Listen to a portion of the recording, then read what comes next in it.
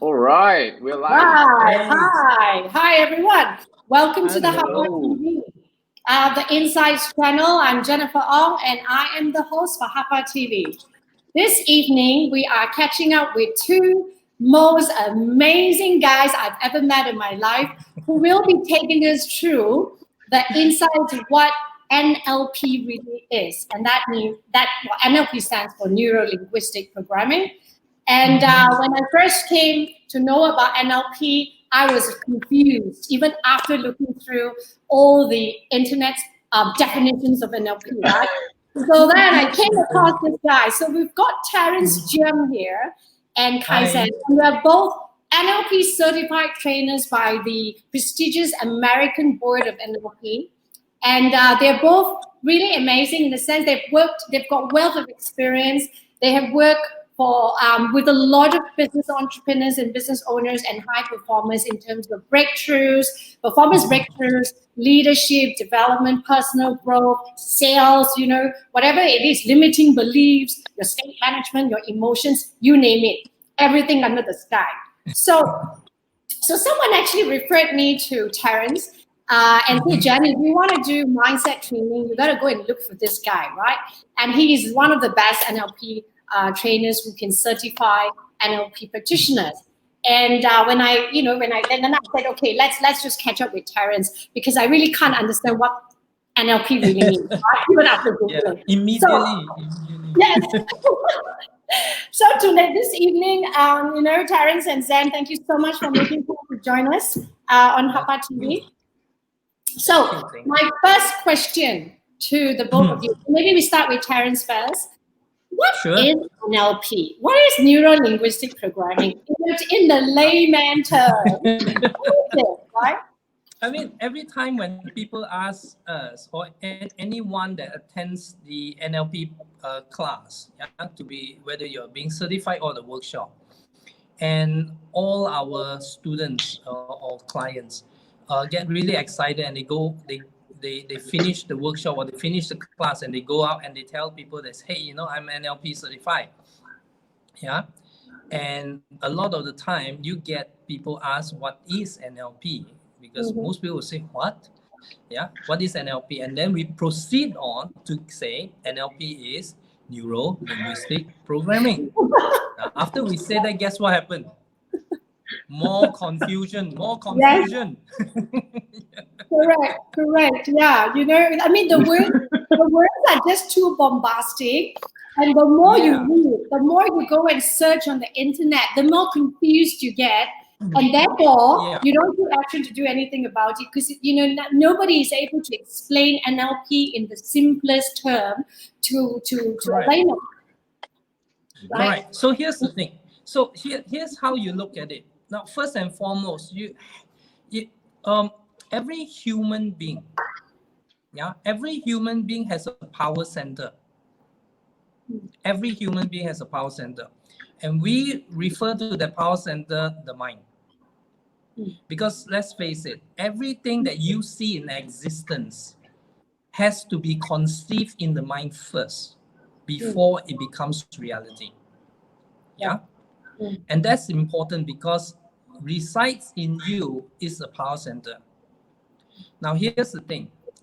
What NLP does is it helps you to understand what that power center will do so that you can consistently produce the kind of results that you want. Right. Yeah.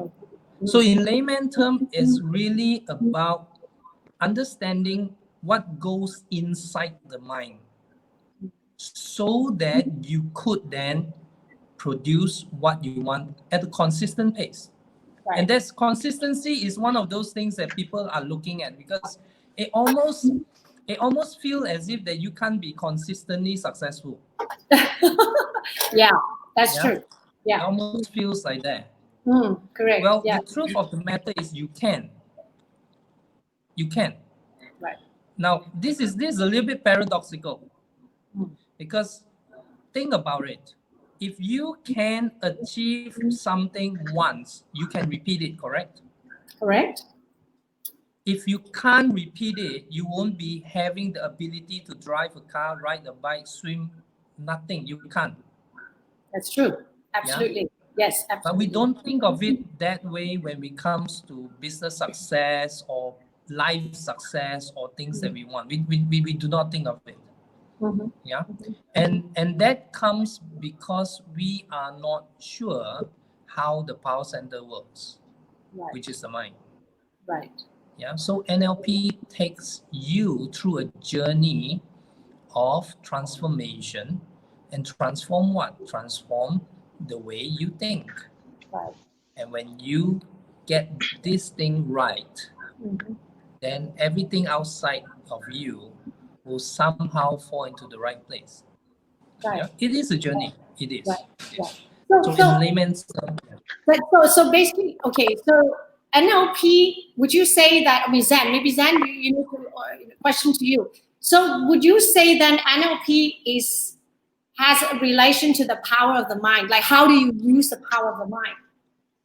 Well, in NLP, obviously, one of the things that we learn in NLP is definitely how our mind processes information.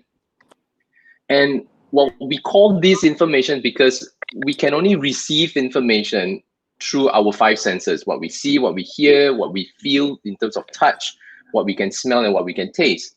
And we receive information this way, and all this information get processed in the mind. And the mind is the part where how those informations are being labeled based on what we say, what we think about those information. And how it affects the result that we get in our life is this. When we experience an event and we will communicate with ourselves, within ourselves, internally, about what we think about that experience. Right. And whatever instruction that we give to ourselves, or the labels that we have about those experiences, will affect the state that we are in. Okay. When we talk about state, it's like the emotional state that we are in. Whether we're happy about things, or whether we are not happy about things, or whether we're frustrated about certain situation, or we feel down about certain something or someone, and that emotional state will get manifested out in a behavior. Right. And our behavior is the very thing that produces the outcomes and results in our life, whether it's a result that is in our business, our relationship, our family, our own personal growth, health, anything. It's based on what behavior we produce, therefore we have the outcome and results. So, okay, so with all these processes of what you were saying, that through the five senses, where you then generate the behavior, right, and the action. Where the decision making comes in, which part is of the process that someone make a decision that will influence their actions and therefore influence the results? So the part of the so the question here is, where does the part where decision making happens? Correct. Because you think that the information comes through, right? And then you process it, and then it labels. So you label your emotion based on that process, and then you then have your actions and behavior, and therefore the action, so the result. So then where does this decision making process comes in? Because you need to make a decision before you take action. So where does that play then? So first things first, look at it this way. A decision is actually an outcome. Oh, okay. When a decision is being made in your mind before you turn it into an action, the decision itself, it's an outcome of the process that took place in the mind. Okay. Let that sink in for a bit. let that sink in for a bit. I'm NLP master practitioner, all right, aspiring to be an NLP trainer. I'm also a little bit caught up in that area, so I believe our audience right here is also like, So a bit, yeah. So how is that? Maybe Terence, can you elaborate further on that? What do you think? Where does that decision-making process comes in? Well, that's the thing, isn't it? If you think about it, how long does it take to make a decision? 5 seconds. Just think about it. Yeah, a lot of people tend to say that, well, I need time to make a decision. Decide. Well, Yeah. I need time to decide. But Mhm. if you really look at it, a decision is made just like that, as a split of a second. Now, contemplating it, weighing the pros and cons, doing the SWOT analysis and all those, that is a process of thinking, and that takes a bit of time for some people. Okay. However, once all those information gets all processed, you make a decision really fast. Right. Now, so if we take it just one level further, which means that the decision making happens so fast that you don't have a conscious control over it, so to speak, because it's not like it's not like A 1 + 1 = 2. It's not like that, yeah. But it goes in just like that because the processes happen. Now, where did that part of you that make that decision? That's in the unconscious mind. Okay. Yeah. Right. So, but that decision, Terence, that decision making is after the information has been processed and before labeling or after labeling the emotion, as what Zen says. Yeah. So what happens is that once you made that as an outcome, therefore the labeling comes. See, how many of us, if you think about it, how many of us, when we start doing business, or the first time we so-called start the business, jump into business or whatever, how many of us, just moment before making that decision, we were having some other labeling that, I don't know if business can be done, I don't know this. And you look at right now, our current situation, you just look at the whole world. What are the things that goes into their mind? There's a lot of labeling taking place. And then the moment you say, no, I'm going to do this, and then guess what? There's also going to be another labeling.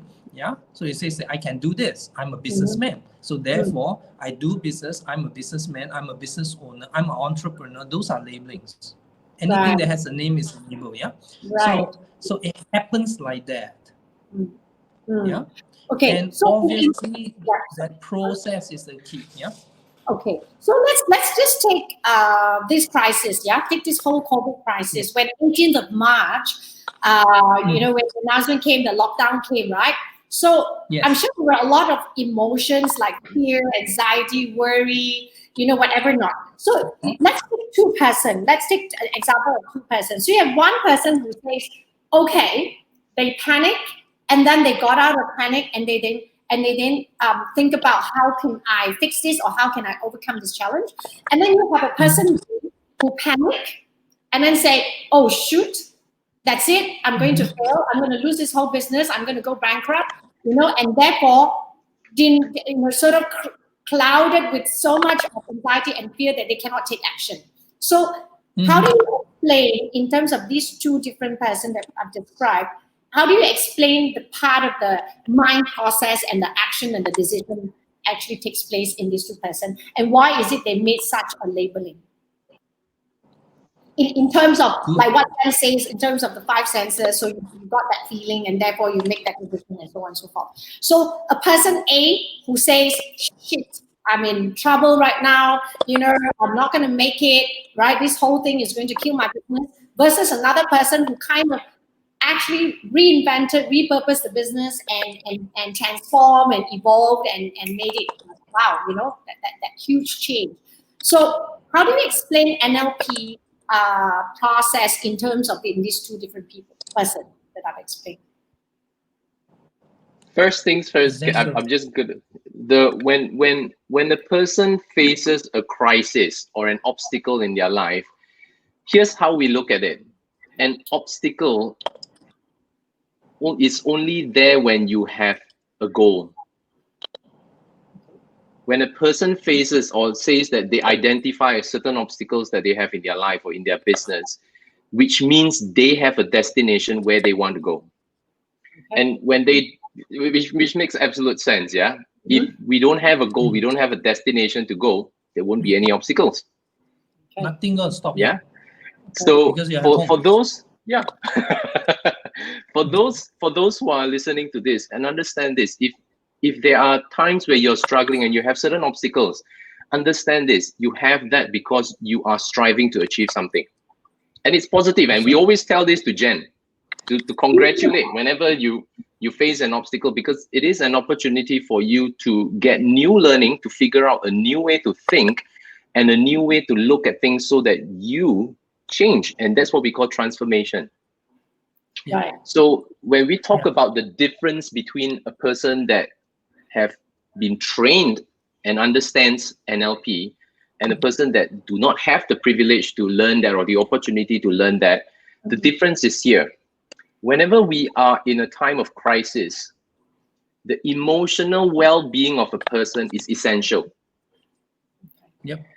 Because the awareness of our own emotional state at that current moment when we are face to face with the crisis, and the ability to deal with the emotion that comes up. And when we talk about emotions, it obviously is negative emotions. Yeah. Okay. Yeah, nobody. it's rare, and we have never seen Nobody anybody blame that. positive emotion. Yeah. Yeah. Everybody embrace a positive emotion. Well, maybe with one or two exceptions, but most people will like, embrace a positive emotion. yay, I'm in crisis. Yes. Yeah. No, I don't think Yeah. so.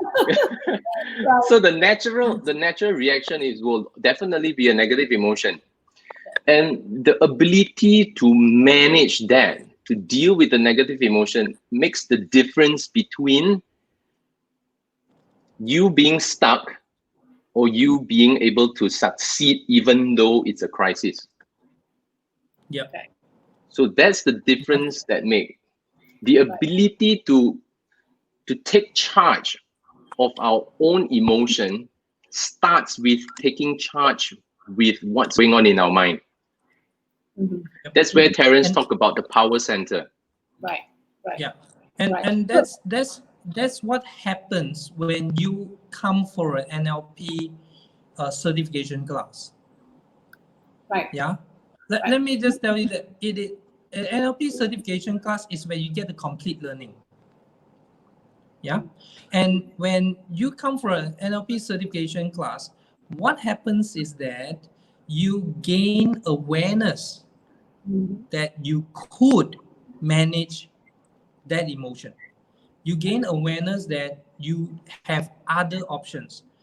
So that's what one of the things that actually helps people who have attended an NLP class. They have a heightened awareness of the options that they have in life. So when somebody when every one of us, when a crisis happens, when a crisis happens, we tend to focus on whatever that is in front of us. And the key here is about focus. Now, if we are not trained, like those days when many years ago, before we were trained in NLP, we had no such awareness. So now it depends on whether you are focusing on two things. Whether you're focusing on where you are currently and everything that is going wrong, or you focus on where I want to go, where I still have to overcome certain obstacles. Yeah. So you have this choice. However, most of the time when the crisis seems overwhelming, the word overwhelming refers a lot to the emotion. You get really overwhelmed. And if you stay focused on that, where you are and how things is turning bad, you by default omit the option of being able to progress further. Now, when you come for an NLP training, a certification training, what happens is that you learn techniques, you have tools that will help you to not just manage. We're not talking about just managing it, as in coping mechanism. We're talking about tools that is able to help you set you free, remove the negative emotion, and then move on. Now, don't get me wrong. We acknowledge whatever happens to us, all of us. When the lockdown was announced, look, the whole world was going on a lockdown. Yeah. Mm-hmm. Yeah, it's not just Malaysia. We feel it's like Malaysia only.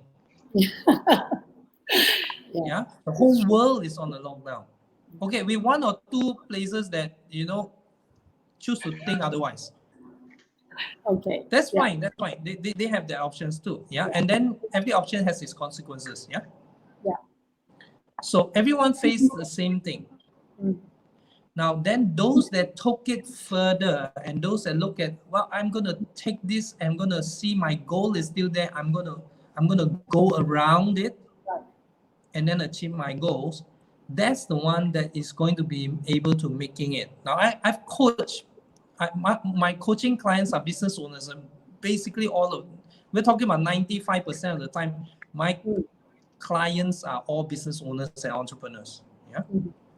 And so there is a marked difference that when they get coached with NLP and not having any kind of coach at all, because I have friends and I have other associates and people that has in contact with people who have no NLP knowledge, and they get stuck. Yeah. So that option is really real. But if I choose to, so it's really about where I'm focusing on. Now, here's the thing. How can I focus on something positive when I have a negative emotions? Right. I can't. I can't. So you can only if you have the tools. Yeah. One of the things that that did really well during the lockdown is all the baking essentials. Yeah. Yeah. Yeah. Yes. Baking essentials. Everyone's a chef. Everyone can cook. Everyone can bake, right? Yeah. And we had people that got congratulated by our leaders of our country and all for all the stuff that they are on and get paid and all. But so the thing is that the people that is able to take the business Right. and have it and do it and have that start the baking thing seems to be able to look at it as very, very differently. So how is it? How does that work? Yeah, all of us face the same problem. All of us at this point in time, this season. Yeah. Right. So Terence, is it more like like how we used to say the simple term where when you focus on problems, there'll be more problems. When you focus on solutions, then you will be able to see more solutions, surfacing. Do you know why? For our audience, because when you're focusing on problem, you are looking for problem. All right. That's where the when we say focus, that's where the focal point is. Right. Yeah? Right. So if I focus on problem, I obviously see more problems. Have you met people who are just generally have a very positive outlook? What do they focus on? They focus on all the good stuff, all the nice things, all the possible things. Yeah. And somebody who have a tendency of looking at all the negative, and they tend to, we call it complaints. Yeah. They tend to complain about everything. Right. No matter how good it is. So it's where we focus on. Right. So that part is interesting, right, Terence? That part we just say. So basically, what Terence is saying is that you start focusing on problems, then you generally are looking for problems, which means more problems will come to you, right? And when you start focusing on solutions or possibilities, then suddenly you start seeing so many possibilities that you never imagined. So based on that, can I ask you, is there any relation with that thinking pattern, that thinking style, to habits? Is that a habit? Is that a habit of thinking? Well, let's think, what is a habit? Yeah. Something you do all the time, every day, and becomes part of you. Yes.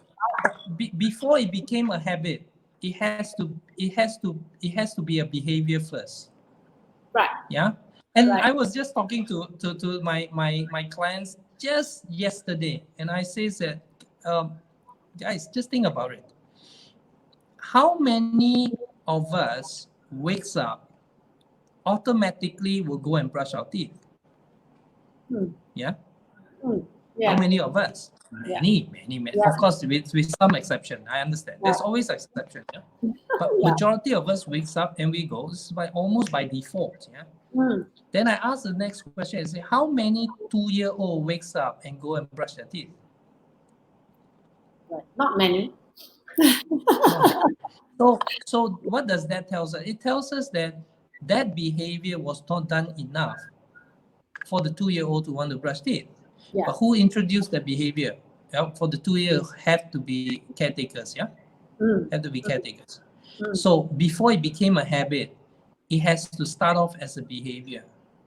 And if you do it once, you do it twice, you do it 3 times. And if you do it 7 times in a row, guess what? It starts to have a neural pathway in your life. Yeah, it starts to create the neural pathway in your life.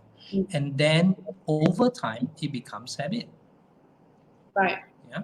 Right. Now, you were asking the question is what relation does thinking or focusing on negative or focusing on positive got to do with habit? It got everything to do with habit.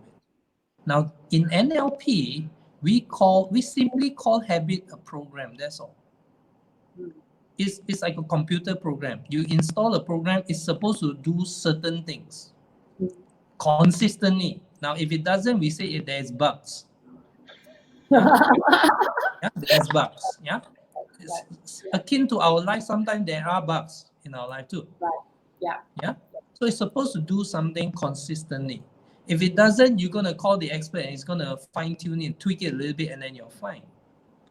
It's the same thing for us. So we look at behavior or habitual behavior as a form of programming. Simply meant that you have installed it upon yourself. Right. Yeah. Right. So now here's the good news. The good news is, if it's installed, you can uninstall. So really? bad habits can be uninstalled. Yeah. Because habits are habits. Right. And okay, so how do you uninstall how do you uninstall bad habits? Well, that's the thing. There are a number of tools that you can use in NLP that when you come for the NLP certification class, there's a number of tools that helps you to be able to uninstall it, and some of the tools helps you to even interrupt it at the early stage before the behavior could take place. Yeah. So here's the thing. Whenever we do breakthrough coaching with our coaching clients, we tell them that, hey, whatever that we're going to do right now is basically retraining of the mind so that we cause you to think in a new way. And if you take that new thinking and you do it once a day for the next 3, 5, 7, 8, 10 days, you're going to find that it's getting more and more efficient. It gets easier and easier, and over time it becomes a habit. Right. Yeah, and then you start seeing the results of that habit. Right. So we have a number of stuff that we cover. So in terms of that, right, Zen, I have this question for you then. Yes. What about discipline? How is discipline, how has it got connection to habits? Now we're talking about entrepreneurs here. We're talking about business owners, talking about leaders, managers, anyone who's leading or in a leadership role, right? And we always say you have to set an example, you have to lead by example. So say for example that you talk about, discipline in terms of punctuality, discipline in terms of getting things done and organized and systematic. And let's just take very simple thing. Let's just take the gym. Let's just say, how do entrepreneurs should have a clear mind, they should have mental strength and whatnot, and they have to go to the gym. So that has to be habitual, right, in order for somebody to go to the gym. But that also takes discipline. So then how is habits and discipline connected in the NLP term? So first things first, when a person, when you meet a person and they tell you that I need discipline in my life, yeah, right. And they tell you that discipline is something that I really need to have, we can almost assume that they don't. they don't have. And Yes. and here's the thing. So for no, let me explain further. Let's let's not jump the gun here. But like Okay. in terms of when you come and get trained as a practitioner in NLP, we focus a lot in getting results. We focus on the idea of you getting your results and how you're gonna get there.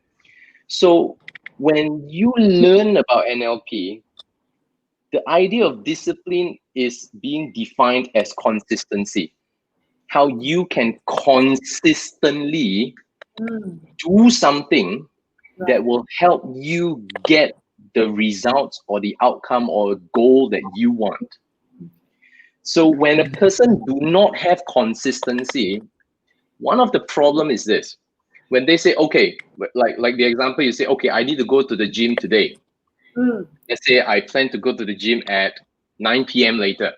Right. And when it's already 9 p.m. and the person says, oh, maybe I shouldn't go. Maybe I don't want to go. Maybe tomorrow lah. Yeah. So what we're saying here is that there is a incongruency between what they tell themselves that they're going to do and what they end up behaving. Okay. So that by itself is causing the inconsistency in the behavior that will help them get the results they want. Right. So in NLP, what we look at is that how is it that they are inconsistent with the behaviors? Is it because there is some processes in the way they think that needs to be changed? When we talk about changing the programs that they have, or the processes which how they look at going to gym, or the perception that they have about gym, or the perception about themselves that is causing the problem of inconsistency. Right. So when we talk about discipline, don't get me wrong. Discipline itself is good. Right. It's good. Right. It's good in a way that when we are using the concept of discipline to produce a behavior consistently that get us the result we want. Now, then let me tell you when is discipline not useful. Okay. When is discipline not useful? When is when is discipline not useful?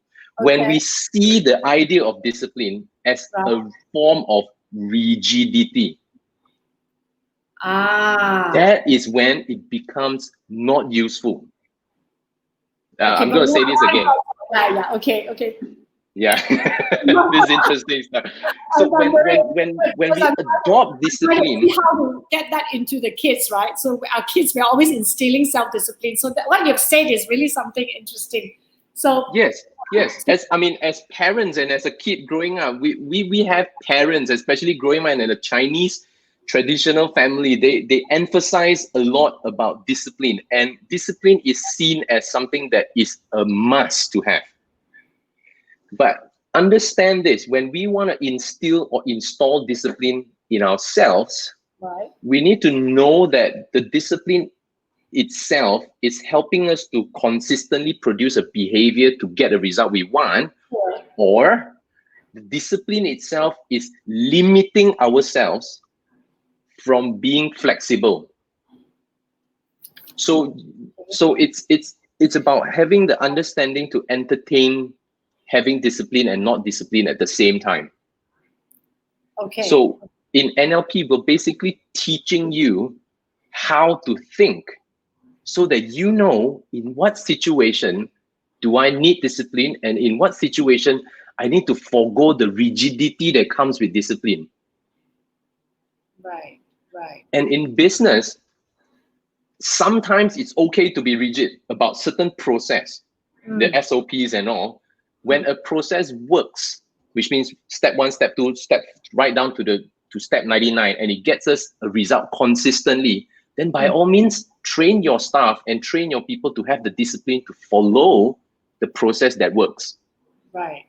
Okay. However, when you are in situations such as a crisis, when you're in a situation where it requires you to innovate the business that you have, because the environment around you is changing, And when you have to innovate and do something that you are not comfortable about, you have to forego the discipline that is causing you to be rigid.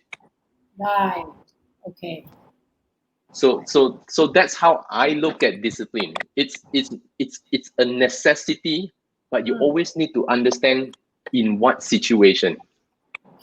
So it's more situation based than anything else, right? Yes, in NLP we talk about a thing called ecology. It's about the study of consequences. It's about the study of consequences, knowing if I think this way, what kind of consequences will I produce?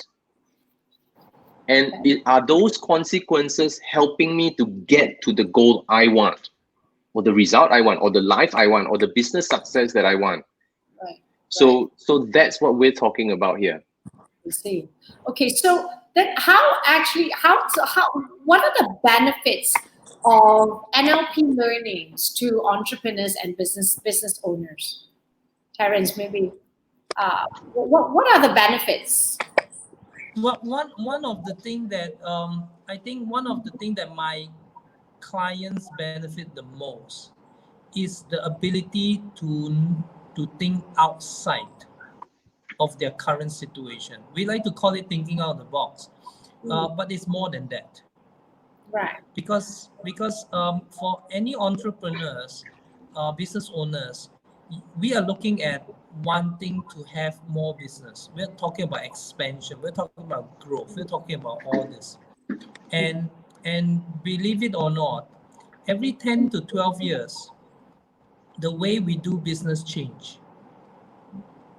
Yeah, the way we do business change. Yeah. And many of us do not realize that with the current situation that we have, with the current COVID and all this, we are right at that junction where business has to change. Yeah. Yeah. Now, one of the benefits is that those that has the NLP training will be able to so-called move outside of what conventional business is and go to a place where you find that there is more expansion, there's more opportunities and all. Yeah. So one of the clear-cut benefit they get is that we in layman's terms, you say that this guy got a lot of innovative ideas. But we know and we train it as a technique. Yeah, there is a proper process for you to be able to think outside of the box. I mean, it's very easy to say you got to think outside of the box. Try asking somebody who says you got to think outside the box and just say how. Right. Yeah. How do I do that? Right. I have people who say that creativity is the key to all business expansion. And then I ask the question is, then how do I flip the switch and become creative? Because it seems to me that a lot of people are genuinely very creative, almost felt as if they are natural, but I'm not. Then what do I do? Is there a possibility that we could flip the switch? Right. And the short answer is yes, there is. Right. But I think I think in terms of whether it's for business owners or career people, it doesn't matter who you are, whether you're a housewife, even for that matter, right? I think one of the most challenging thing for people is that inner voice. You know, that inner voice in you that tells you you can't do it, oh, don't do this, you will fail, or oh, I'm not good at it because I've tried it, I sure die one. This Malaysian person, sure die one, right? And constantly bugging you to tell you that you can't do this, you can't do that, you sure will fail and stuff like that. That is one of the greatest challenge in a lot of people that I've trained as well, who actually always tells me that, I can't do it, I'm not good enough, right?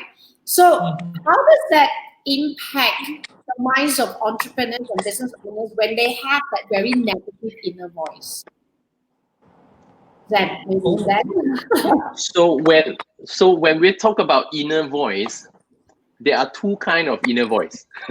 Oh, They are the one kind of inner voice that when you hear it, it empowers you.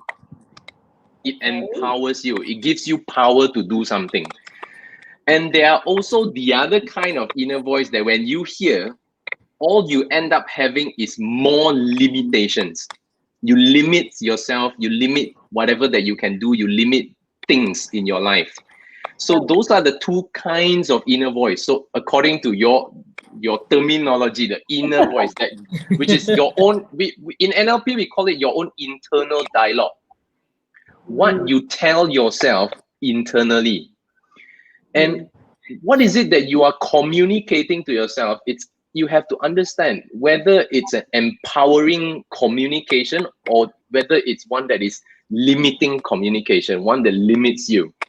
So when we talk about being an entrepreneur or a business owner, or basically anybody that's alive, the whole idea of being empowered is so that you have the power to do something. You are not restricted to do something so that you can live the life you want. Right. Whereas limitations happens and you feel restricted. You feel that you have no choice, you feel that you have no options, and therefore it limits you from having the resource to overcome the problems you have in life. Right. And that's why as business owners and entrepreneurs, being able to know how you can constantly produce internal communication that is empowering to you will help your business to grow, because you then are not bound by the limitations to stay where you are. Yeah. And does that require training? Of course.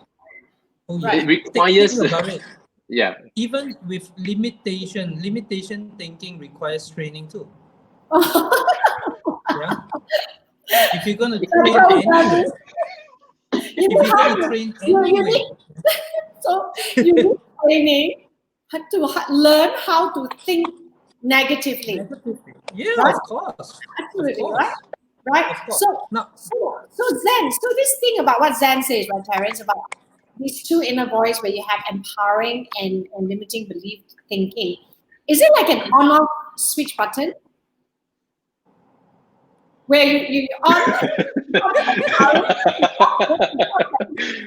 it like that? Does it work like that? How does it? How does it work? Yeah, I'll let Zen tell you. Okay. Yes and no. Yes and no. Yeah, that's correct. Yes and no. You can see it as a switch where it's an on-off button. Yes, definitely you can. But here's the thing. Sometimes when you are having a internal conversation with yourself that is causing you to feel disempowered, that you don't have power, you won't even know how to flip the switch, even though the switch is there. Yeah. Right. You won't even have the thinking to perceive how easy it is to flip the switch, because you are standing from a position of limitation, of disempowerment. So when we say that the opportunity to change is there, the opportunity to strive is there, the opportunity to be successful, even though it's right there, we don't dare to flip the switch. Yeah. Even though we can see the switch, we don't think we can flip it. Yeah, because so think about it this way. I have a young entrepreneur who asked me this, and he said this. He says, Terence, I'm not doing very well in my business. I'm struggling. I'm still finding my way and all. But could you tell me what do you see is my strength, and what are those things? What do you see? How do you think things gonna pan out for me? Sometimes people just need that little bit of encouragement. Call it what you will. You can call it inspiration or whatever it is. Right. It's still that they needed some form of a support that you give them a bit of a reassurance that you could see that when they trust you enough to ask you that question, it means a lot. Yeah, it means a lot. And so when he asked me that, I still remember we were at a cafe and he was asking me, and this was my first response. Now, take it as a gift from my heart. So this was my first response, and I had to prepare him for what I'm going to tell him. Yeah. Okay. And so I say it's really from my heart. I'm going to say this out loud. And so now he's going to feel like, he's going to tell me something really, really awful. Yeah. And I say that, well, I do see there is a lot of strength that you don't see in yourself. And I do see that there is a lot of possibility that you don't see. Now, before I even mention what I think is going to happen for you, I want to just let you know that it's going to be very hard for you to see it. Why? Because right now, your pattern of thinking is one with limitation. Wow. Yeah, we call that limiting decisions. Yeah, you have some, people who say that I can't do public speaking. It's basically saying that they don't have the ability to speak in public. Mm-hmm. Even though they say but what they are basically saying is that they know how to not. They know how. This is what they know how. Yeah, exactly. They know how to not do public speaking. Yes. So they can only mention that because they had the belief that they cannot. Yeah. And so anybody that has a belief like that, usually we tell them that belief is like a wall. It's like a wall. Yes. Right. And you are standing behind the wall. Right. The wall only has one function, and that is to limit you. That's the wall. Right. So I told this young man, and says that you have some of this limiting belief, limiting decisions, you got this limitation, and you're standing behind the wall. What you are asking me to tell you is what's outside of the wall. Now, I will tell you, however, I need you to know that it will be very difficult for you to see what I'm going to say simply because the wall won't allow it. Right. Because the wall only has one function, which is to block you. That's all. Right. Yeah, that's the bad news. Right. Yeah, that's the bad news. I proceed on to tell, and you could see from his face for just a glimpse that he saw it, and then very quickly he switched back to behind the wall, because that's what it is. Right. Now, it's easy to remove a physical wall. Yeah. Hack it down. Yeah. Just take it down. Yeah. Or just walk around it. Yeah. Whatever it is. Yeah. But an internal wall, an internal thing that you don't know that exists, you can't see, you can't remove that. Now, just imagine what happens to the person if that wall is just being removed. The wall is just being removed. Yeah. So what will happen to the person?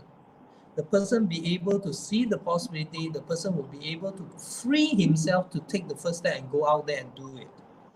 So that wall is really key. Right. So it's just an imaginary wall. It's not. Right. That's connected to the way that person thinks. And as long as that person thinks the way he or she does, that imaginary wall will be there forever, and therefore that person will not be able to cross over to do new things. Correct. Exactly. That's what a limiting belief does. Think about it. The word limiting belief. The belief only have one function, limits you. Empowering belief. That belief only has one function, empowers you. Just think about it. So when that is removed, therefore they can step out. Yeah, when that is removed. Now, that's the thing about NLP. You have a number of tools that you can help you to remove that. Right. Because come back to the public speaking.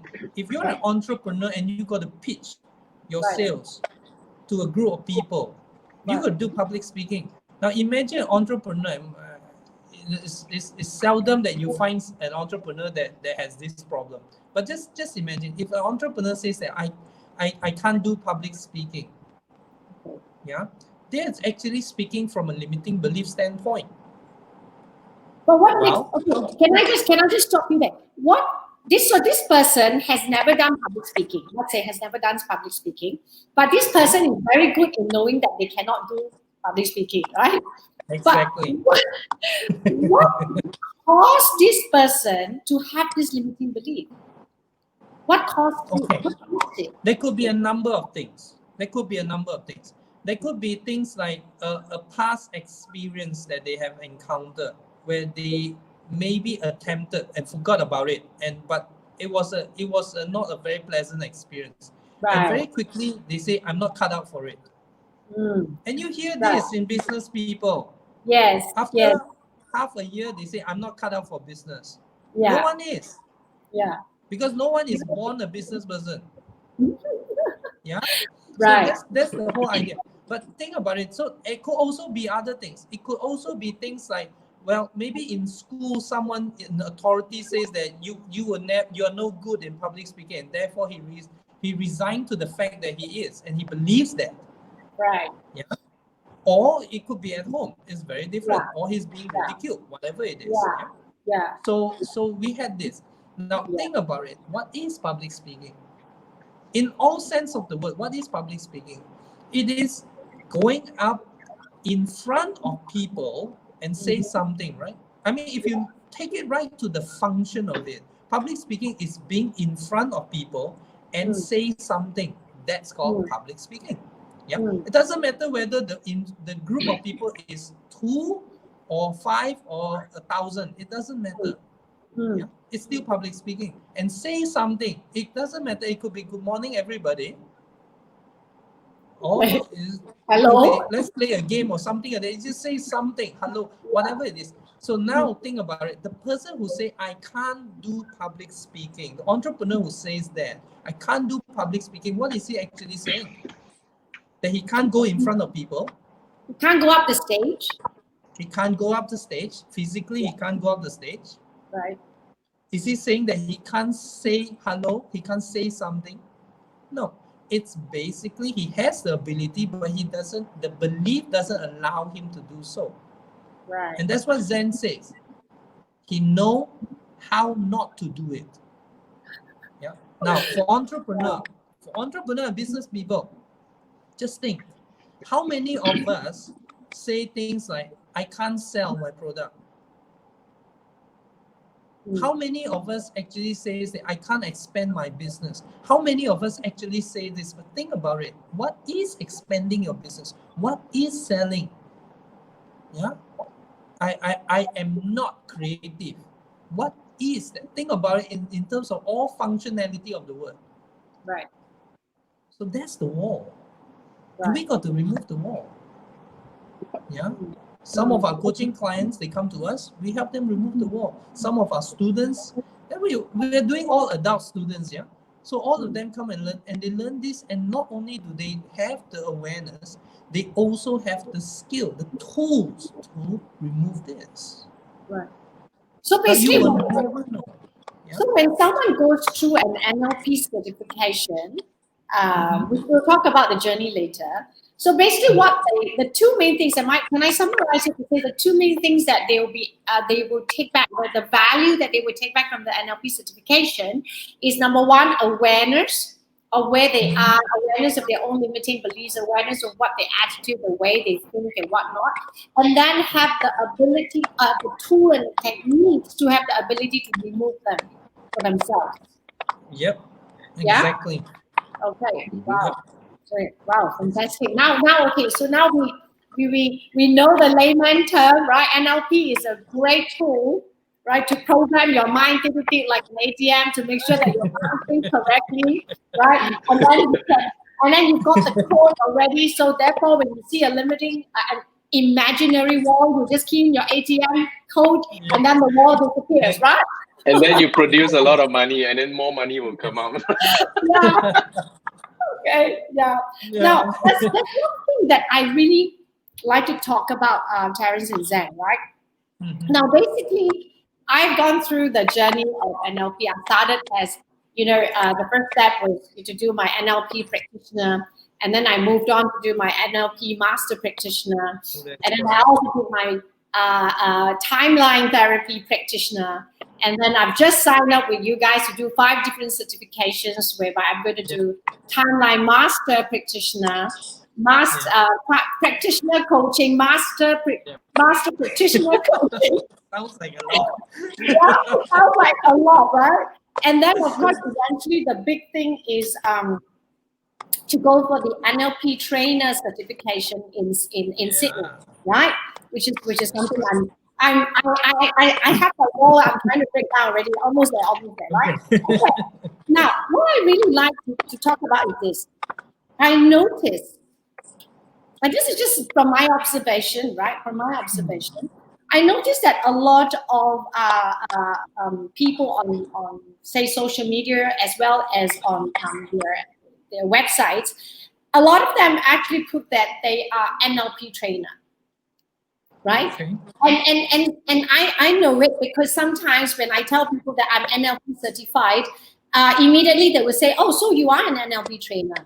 And I would correct them and say, "No, I'm not an NLP trainer yet." Right? I'm an NLP master practitioner. I can't certify people. I can't certify NLP practitioners or master practitioners, but I can teach. I can conduct my trainings by using NLP techniques and NLP learnings into it, right? That's right. However, I noticed that a lot of people who just term themselves as NLP trainer. Now that I'm on this journey, I understand the number of certifications that you have to go through, and the entire NLP certification process, which takes a long time. It costs a lot of money, and it basically requires a lot of commitment from one person. So therefore, I feel that there needs to be credibility and also clarity given to deserving NLP trainers who've gone through the entire process to then be termed as NLP trainer or NLP master trainer or master coach, right?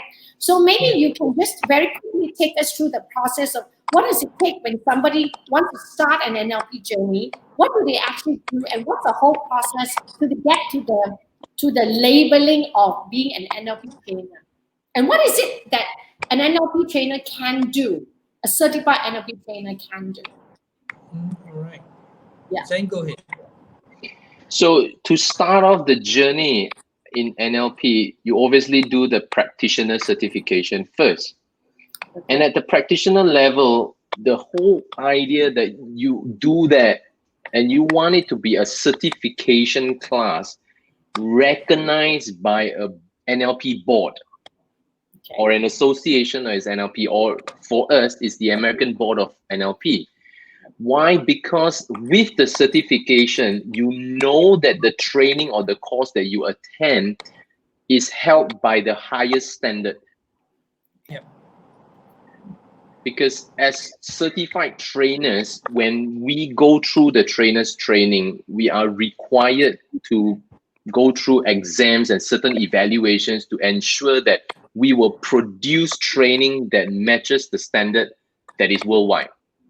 Right. So if you are interested in some of the things that we have just talked about tonight, and you are drawn to finding out and to learn how you can empower yourself generally, you start off with doing the practitioner. And at the NLP practitioner, you will have 4 different certificates. Okay. You will have the NLP Prac, you will learn about hypnosis, you will learn about timeline therapy, and you will learn about coaching. And these are the 4 certificates that you have. Well, for us, we do 5. If you come with us, you learn from us, because our whole idea of certifying people at the end of the day so that they can start their own coaching business. Right. Yeah. They can then become entrepreneurs, or they can become business owners. Therefore, we have a 5th training that comes with this. It's the sales training with NLP. Right. So that's the 5 certificate. And then at the master practitioner, you have the other 5. And then the next level is trainers training, Right. where you get trained to be an effective trainer, of understanding, of having, we call this, you have the logical thinking of a trainer. And it's a different way of thinking, because I not only need to know my content, but I also learn and understand how to deliver my content in a way that my students can understand, or I can see. In NLP, we say this in all our classes. At the first day of our NLP practitioner class, we say this to all our students. Look, we have a choice. We can train you and teach NLP, and you go home having the knowledge. Yep. Or we can teach NLP in a way that transform your life. Yep.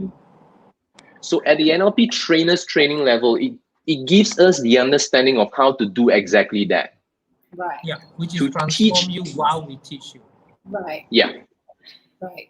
Okay. So it's a transformation process, which means the person who's there for certification will go through the whole transformation process, right? Yep.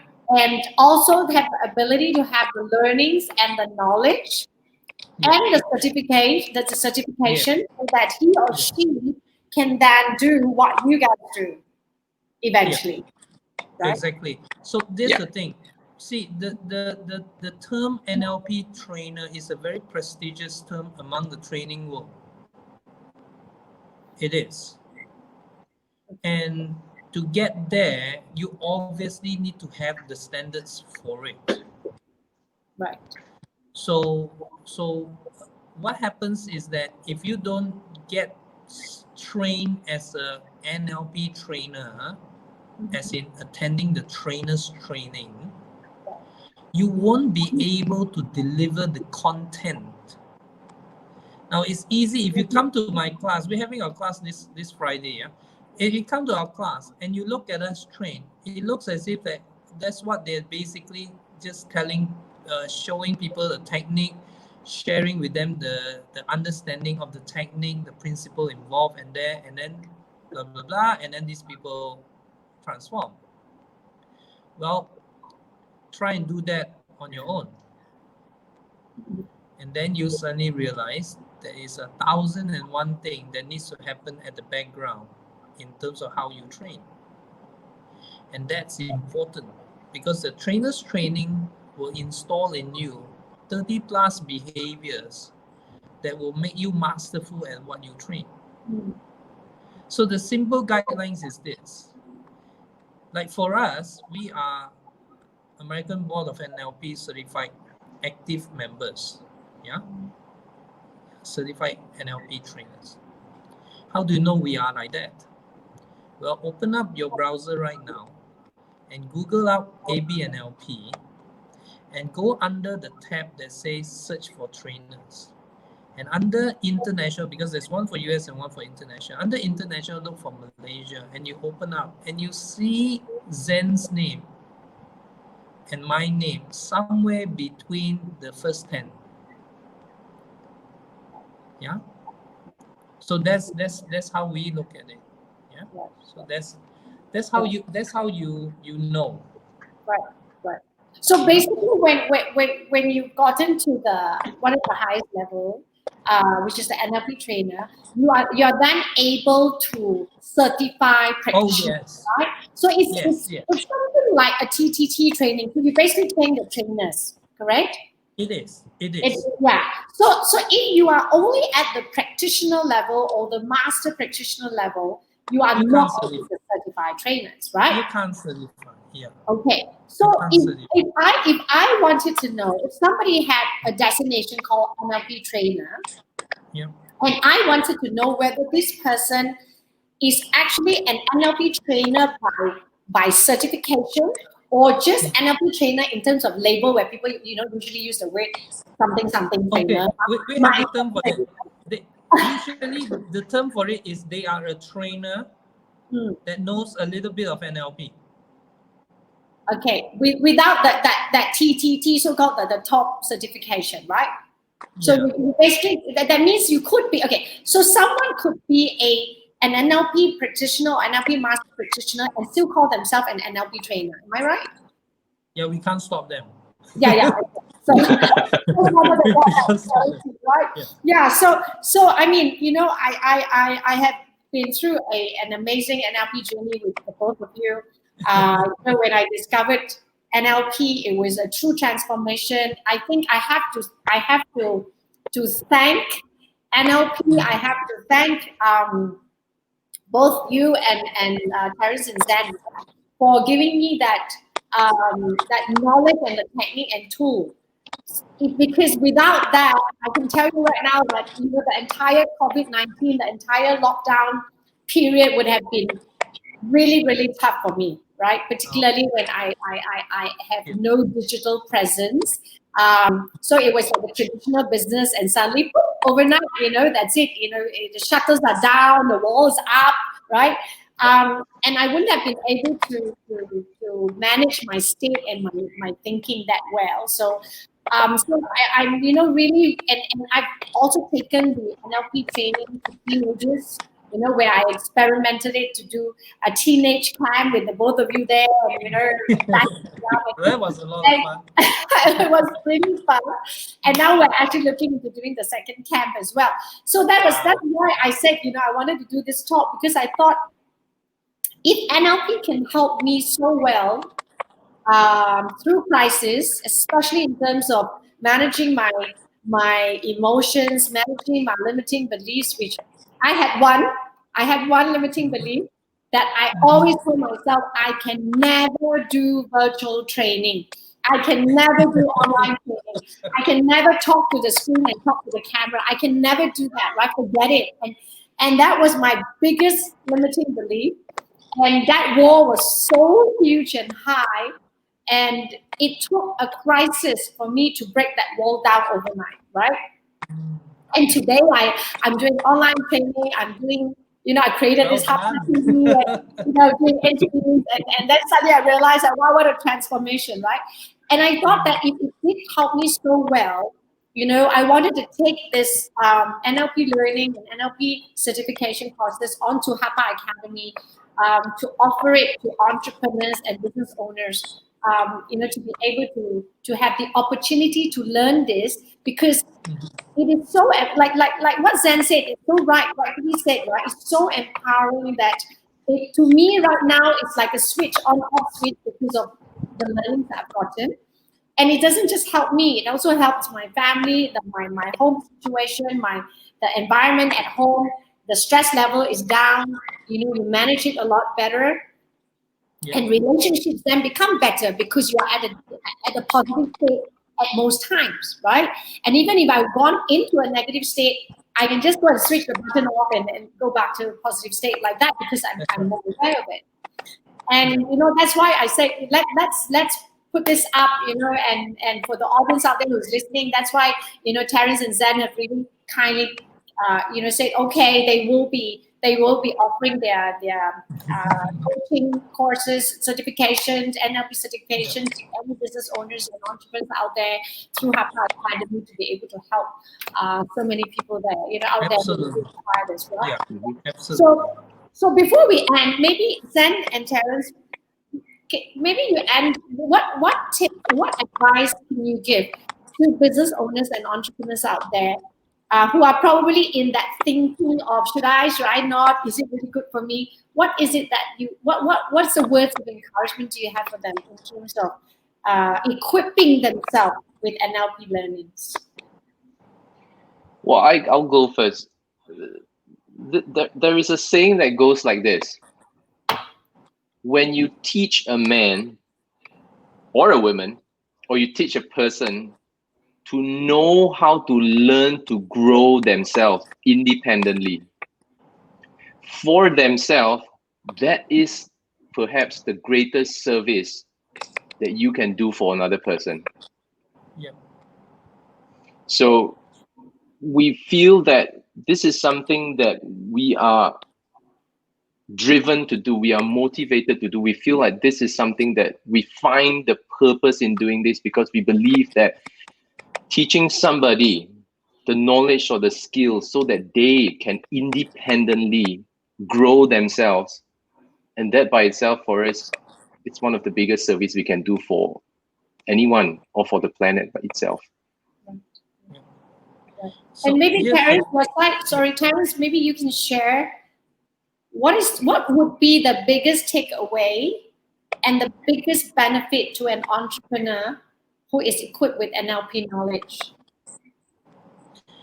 So let's for the entrepreneurs or the business owners, yeah.